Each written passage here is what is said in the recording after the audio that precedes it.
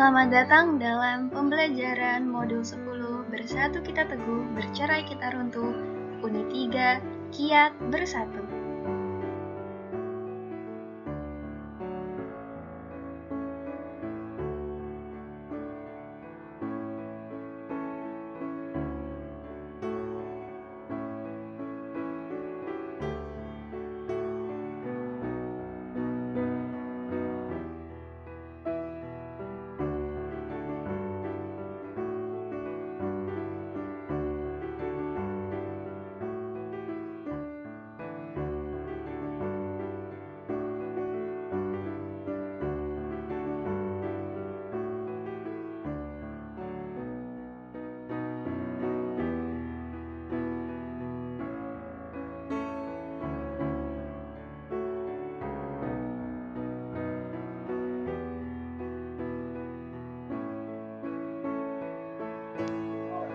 Dalam pembahasan unit 3 ini, kita akan mempelajari kohesi sosial sebagai kemampuan masyarakat untuk menciptakan lingkungan yang aman bagi anggotanya, termasuk dalam pemenuhan kebutuhan hidup. Terdapat 4 elemen kohesi sosial, yaitu A. Kesetaraan tanpa adanya diskriminasi, B. Harkat dan martabat dijunjung tinggi, C. Komitmen untuk berpartisipasi, D. Kebebasan individu dengan adanya pengembangan diri. Keempat elemen tersebut saling terkait dan saling ketergantungan, sehingga untuk mewujudkan kohesi sosial yang didasari oleh kesejahteraan, masyarakat diperlukan keseimbangan elemen tersebut. Kohesi sosial terdiri dari kekuatan yang berlaku pada anggota suatu masyarakat atau kelompok untuk tinggal di dalamnya, dan dengan aktif berperan untuk kelompok. Dalam kelompok kompak, anggota ingin menjadi bagian dari kelompok. Mereka biasanya suka satu sama lain dan hidup rukun serta bersatu, dan setia di dalam mengejar tujuan kelompok.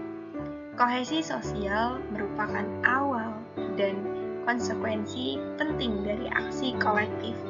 Kohesi sosial memiliki dimensi keterpaduan sosial.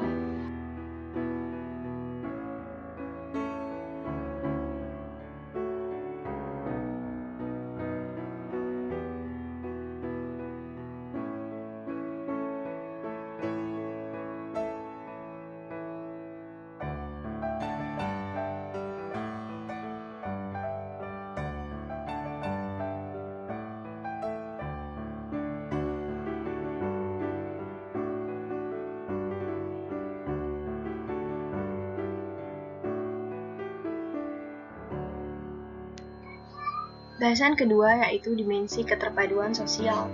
Kohesi sosial dapat dibagi menjadi 6 dimensi. A. Rasa memiliki. Anggota individu merasakan seolah-olah mereka adalah suatu bagian penting dari masyarakat atau kelompok. Kelompok dalam tingkat kesetaraan dapat diukur melalui diskusi kelompok ataupun wawancara dengan anggota individu. B. Rasa moral. Mengacu pada tingkat di mana anggota masyarakat atau kelompok merasa bahagia dan bangga memiliki ataupun menjadi bagian dari kelompok tersebut. C. Kepercayaan masyarakat. Kepercayaan dianggap sebagai perekat yang menyatukan kelompok masyarakat bersama dan membuat tindakan yang saling mempertahankan kebersamaan. Orang lain dalam kelompok masyarakat saling menaruh kepercayaan.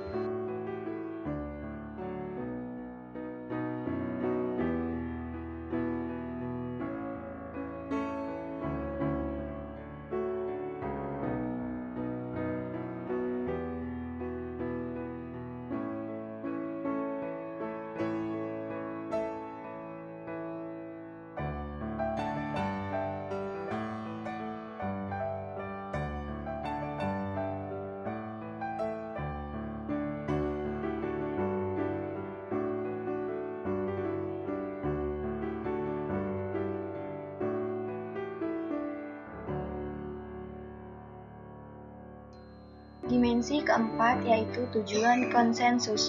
Tujuan konsensus adalah seberapa persen anggota masyarakat setuju terhadap pentingnya setiap masalah. Tujuan yang dicapai oleh kelompok persetujuan menjadi ilmu pengetahuan yang terbagi. Sebelum masyarakat mencapai suatu persetujuan prioritas dan tujuan, mereka harus mengetahui dalam hal apa persoalan dan apa tujuan yang dibentuk organisasi dan kepemimpinan. Norma sosial. Norma-norma sosial disetujui, diatur, dipertahankan, dan dipakai oleh seluruh anggota masyarakat. F. Jaringan kohesi. Di dalam jaringan kohesi internal yang lebih tinggi, pada umumnya digambarkan dengan menghubungkan kepadatan dari mata rantai pertukaran informasi antar anggotanya. Suatu jaringan sosial terdiri dari semua individu atau kelompok di dalam suatu masyarakat yang dihubungkan oleh beberapa format hubungan sosial.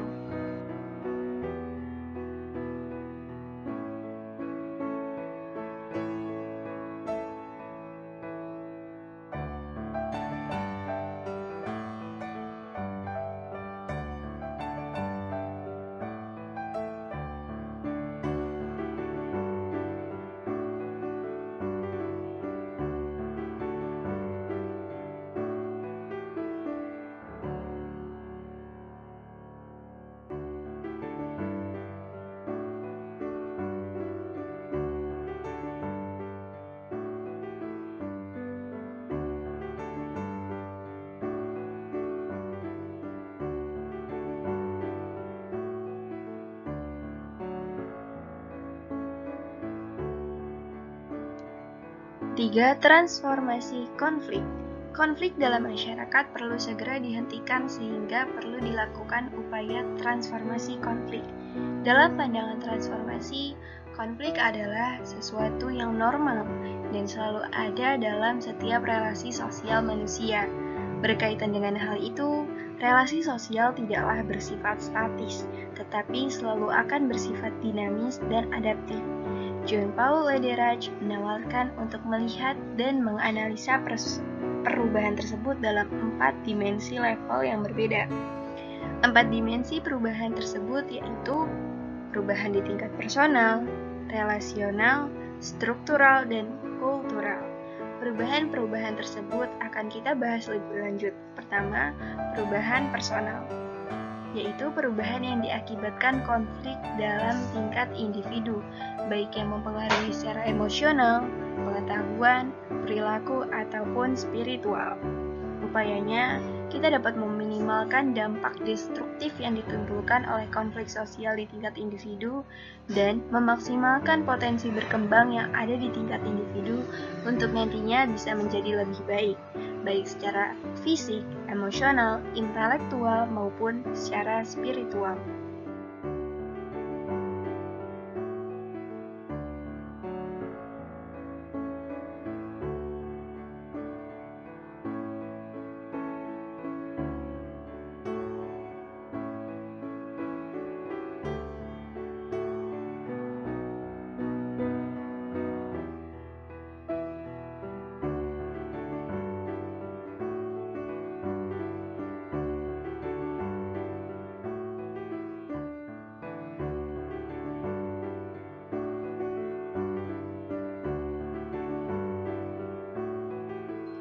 Perubahan kedua yaitu perubahan relasional. Dalam dimensi ini, konflik mempengaruhi relasi sosial, di mana di dalamnya terdapat hubungan antar elemen kekuasaan, kekuatan, saling ketergantungan, dan cara komunikasi. C. Perubahan struktural. Dalam dimensi ini, perubahan terjadi karena dampak konflik dapat dilihat berkaitan dengan akar-akar konflik, di mana akan banyak berhubungan pula dengan struktur ekonomi, politik, dan sosial. D. Perubahan kultural atau budaya. Dalam dimensi perubahan, budaya akan dilihat dalam perspektif normatif, dalam artian berkaitan dengan nilai-nilai budaya yang ada dalam masyarakat tersebut. Konflik dalam level ini dianggap mempunyai pengaruh yang kuat dalam mempengaruhi nilai-nilai budaya yang ada dalam masyarakat dalam memandang konflik dan cara-cara penyelesaiannya.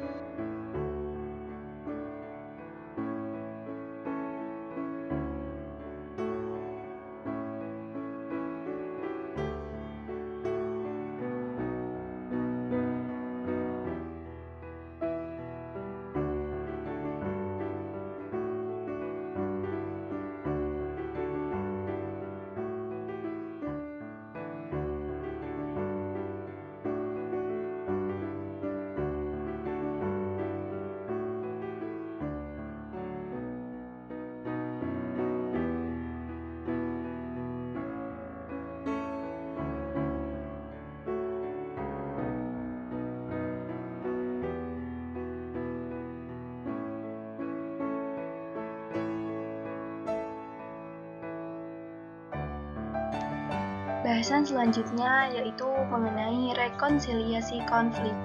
Rekonsiliasi menjadi penting dalam upaya pemulihan akibat konflik. Rekonsiliasi dapat dianggap sebagai bagian atau satu cara untuk menuntaskan konflik. Dalam hal ini, rekonsiliasi diperlukan agar persoalan-persoalan pasca konflik dapat dituntaskan. Rekonsiliasi dapat juga disejajarkan pengertiannya dengan upaya transformasi konflik, yaitu bagaimana mengubah konflik menjadi damai. Dalam banyak tulisan ahli mengenai rekonsiliasi di masa lalu justru dipandang sebagai komponen terpenting untuk sampai kepada pemaafan atau forgiveness terhadap kekerasan dan kejahatan-kejahatan di masa lalu. Walaupun dalam hal ini pemaafan secara sosial dan pemaafan secara individual tidak selalu berjalan paralel, artinya bisa saja seseorang memaafkan orang lain secara personal, tapi tidak dalam tataran kelompok atau apa yang disebut sebagai pemaafan sosial. Dalam hal pemaafan secara sosial ini, komponen masa lalu dalam bentuk ingatan kolektif lebih dari sekedar ingatan individual harus dipertimbangkan supaya proses rekonsiliasi bisa tercapai.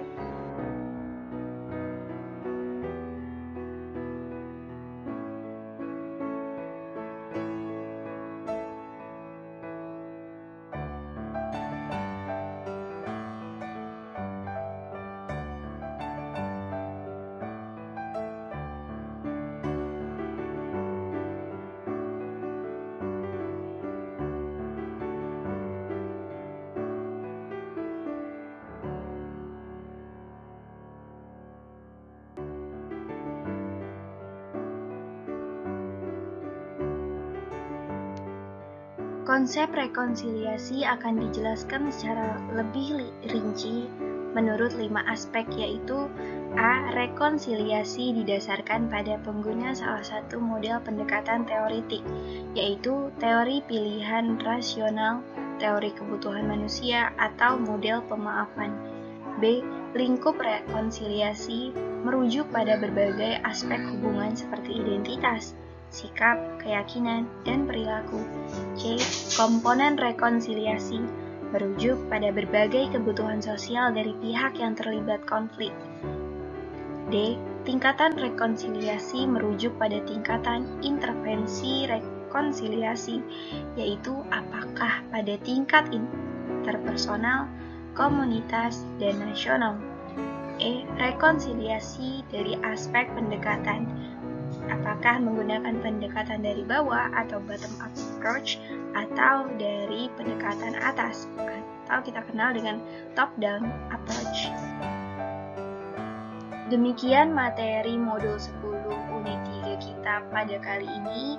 Terima kasih sudah menyimak, sampai jumpa pada pembelajaran berikutnya.